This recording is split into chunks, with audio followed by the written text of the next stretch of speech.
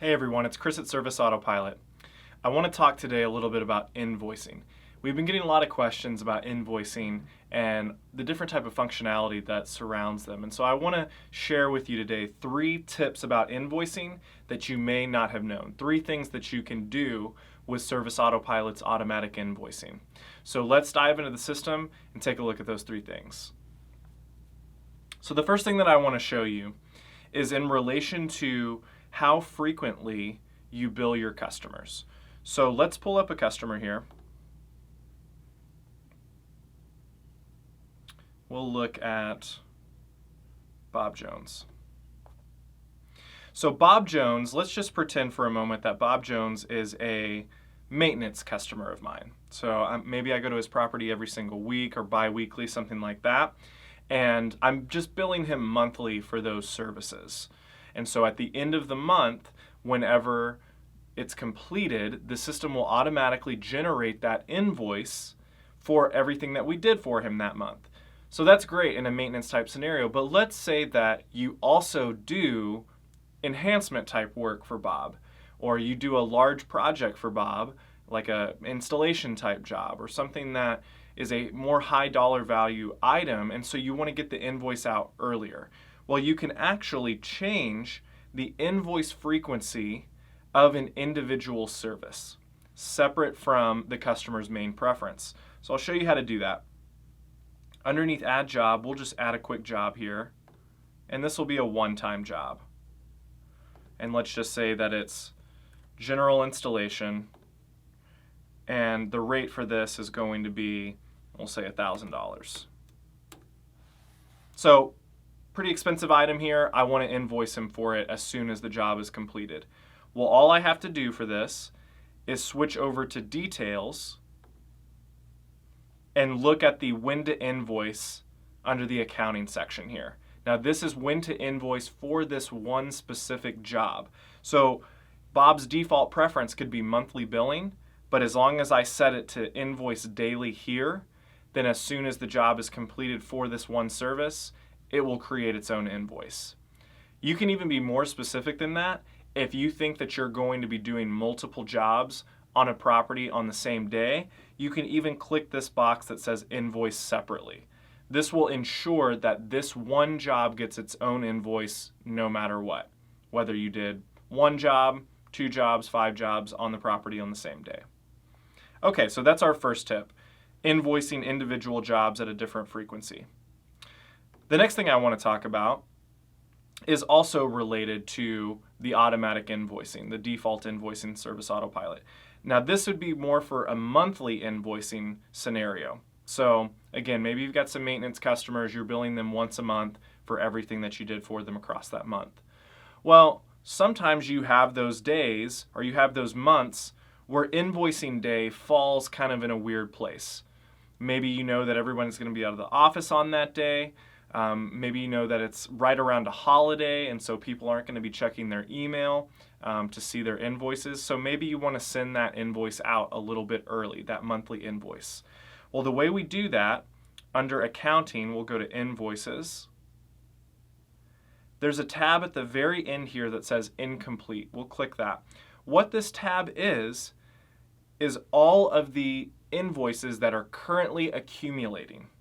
So we've done a handful of jobs for them, maybe only 1 job, and so it's gone on this, what we call a pending invoice, an incomplete invoice, and it's kind of hiding in the background in this tab. And as we do work for them across the month, the invoices will grow and grow and grow, not meaning necessarily in number, but the actual price of the invoice for the customers. So if I wanted to send these out early, let's say my normal invoicing date is the 31st of the month, but I want to get them out on the 28th, well, I can come to this list on the 28th, check off all my invoices, hover over Actions, and mark them as complete. That is going to move all of those invoices into one of my 2 outboxes, either invoices to print or invoices to email, just depending on what the customer's preference is. So that can help you get those invoices out early. Now keep in mind with this, if you were to complete work for the customer after having done that, then yes, it would generate a second invoice for that month. So this is essentially telling the system to go ahead and invoice for those jobs that we've done up to this point. Okay, so the last thing that I want to talk to you about is related to contract invoicing. So by default, let's go back into our customer here. We'll go back to Bob Jones. Now, contract invoicing, if you're not familiar with this concept already, this is where you can bill a flat monthly rate to the customer and attach multiple services to that one flat rate. So the example might be in a maintenance scenario, you do 4 or 5 things monthly on the property, but you don't want to necessarily send them an invoice that has a price next to each one of those services. You don't want to itemize it that way. You just want to send them a contracted amount.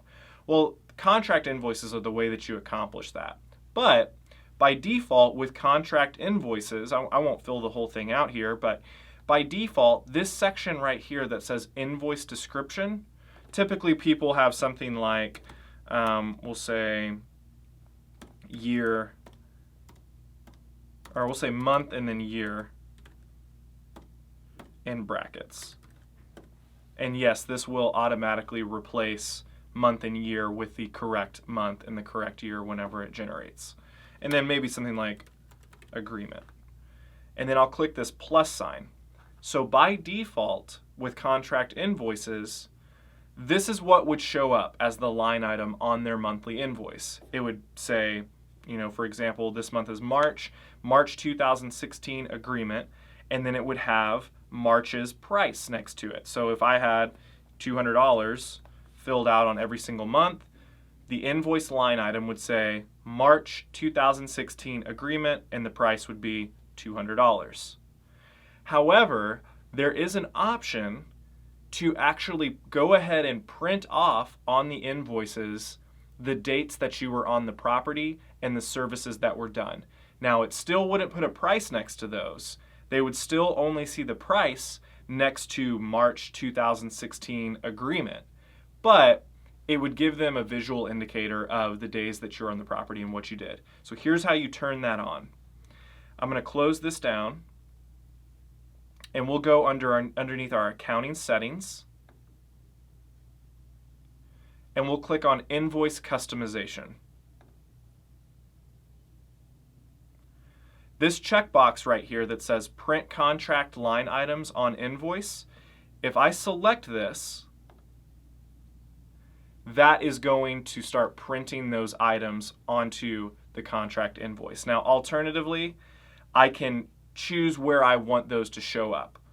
Do they show up above the 2000 or the March 2016 agreement line item? If they do, I select top. If I want them to show below that, then I can select bottom here. So I hope that these tips have been helpful for you. Just some things that are kind of a little bit more under the hood you might have not found at this point. But again, just some quick tips to help improve your invoicing process. Make sure to subscribe to the YouTube channel if you haven't already. We're doing videos like this all the time to help you learn Service Autopilot better. Once again, my name's Chris. Thanks for watching.